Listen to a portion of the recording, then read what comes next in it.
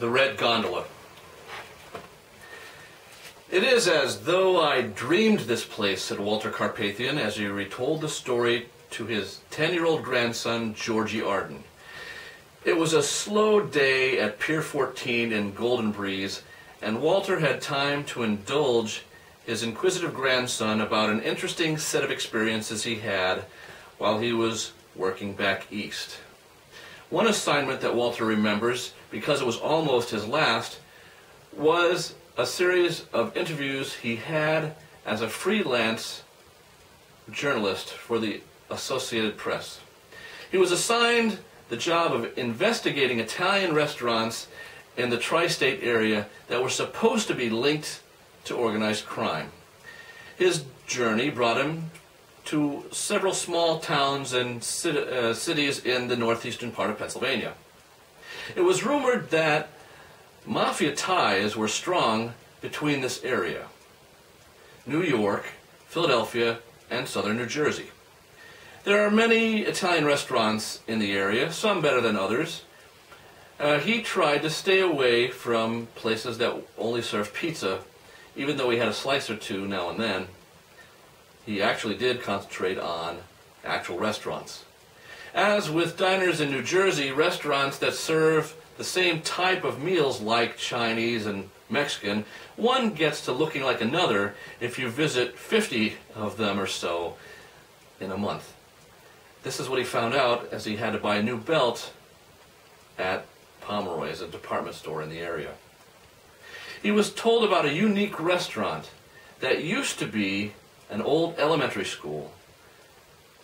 What set this apart from other buildings and restaurants was that it had a moat.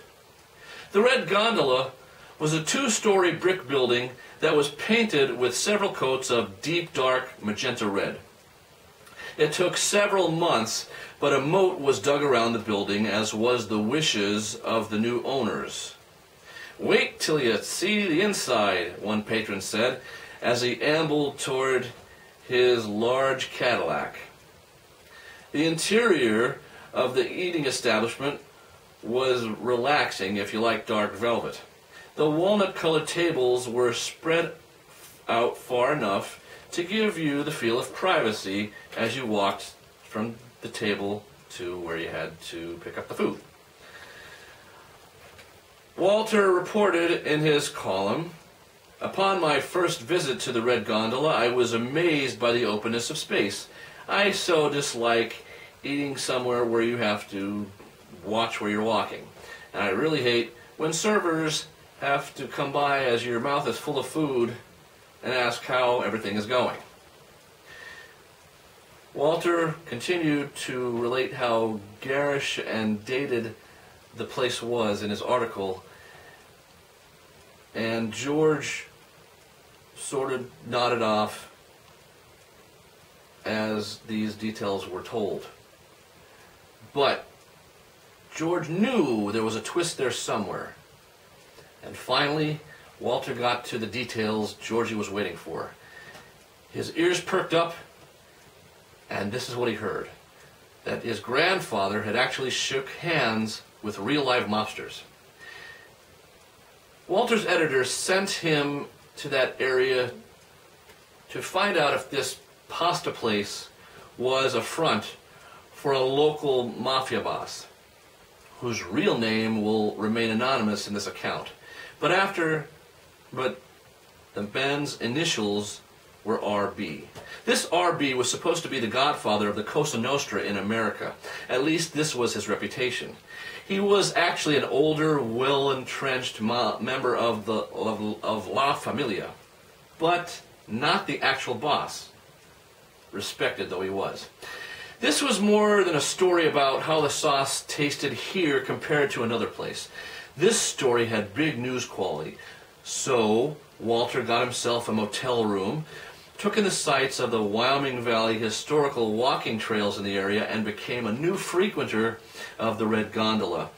His cover was believable. He was in the area as a guest to an old war buddy and decided to stay for an interview or two, being fed up with his current job as a meat cutter in a local grocery store in New Jersey. If anyone was to ask about his financial situation, he was lucky with the ponies, and he was sometimes.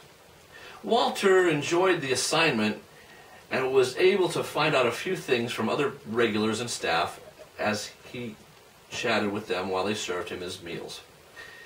He tried to have at least one meal there a day, but not appear at the same time to become predictable.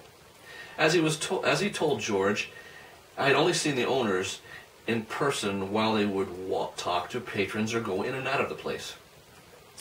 I was familiar with their appearance from news reports and articles I had seen in the local library archives.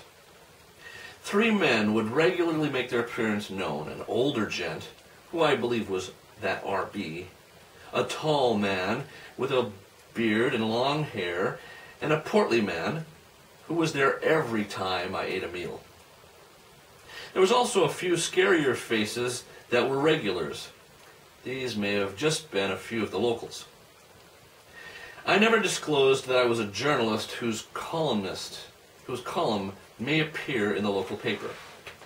Some people would have been thrown off from frequenting the Red Gondola if I were to disclose how the owners came by the money that funded the place.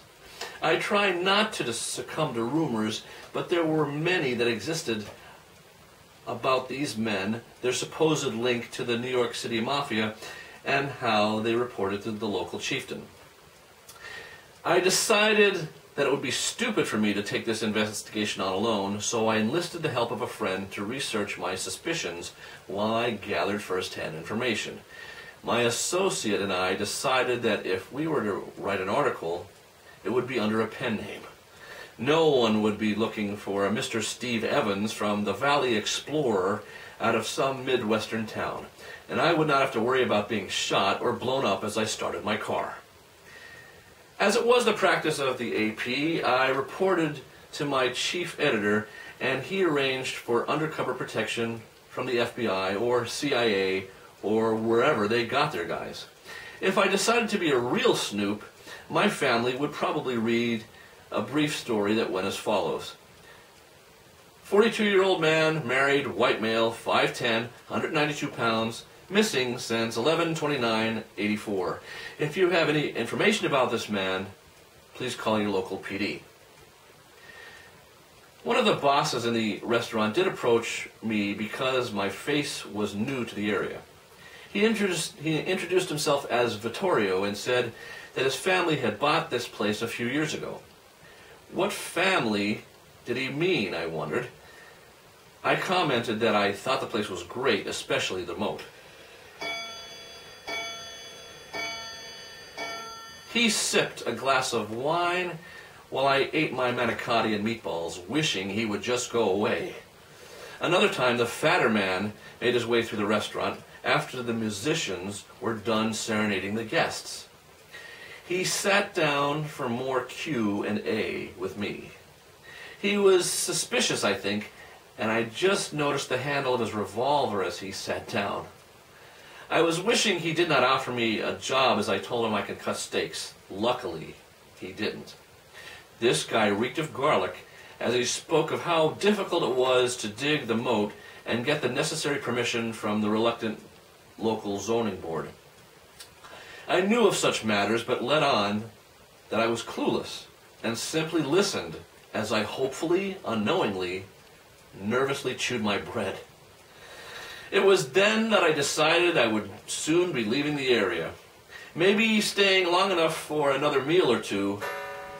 I was ready with the story of being offered a job back west. Let them try to find me out there.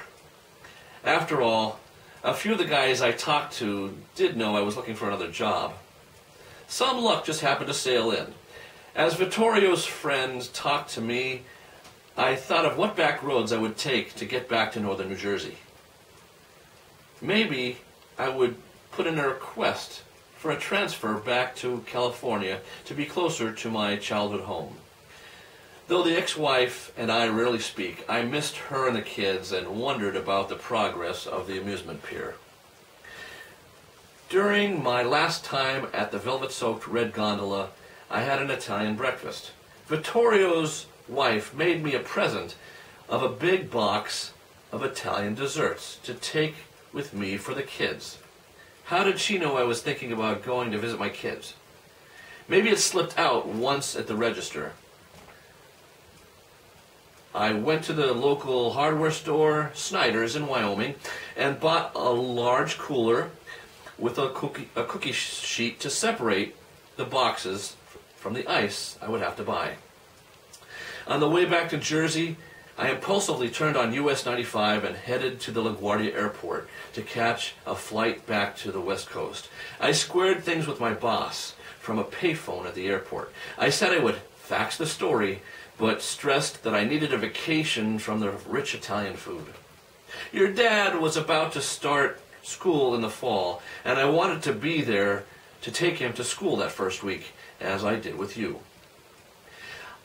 I felt that if I stayed any longer in that lovely region of Pennsylvania, I would become attached to it permanently.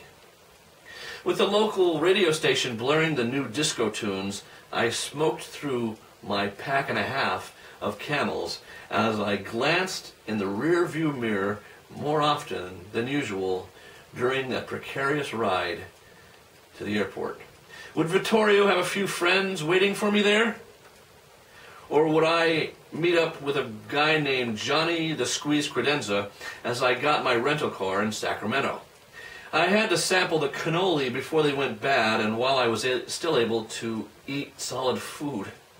George thought this was funny and asked how someone would talk if their jaws were wired. I told him to watch a certain part of The Godfather before Michael Corleone shot those two men in the head. He asked me all sorts of questions, as I thought he would. What are sfogliatelle?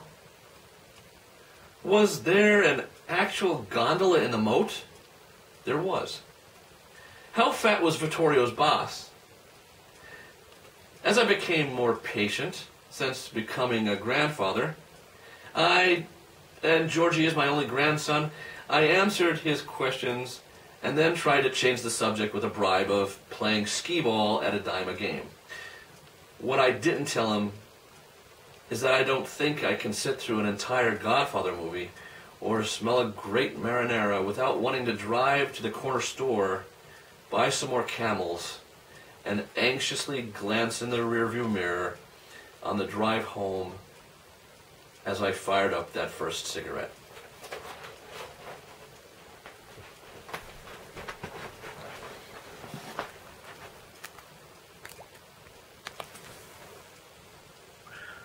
Original stories by Charles A. Mazzarella.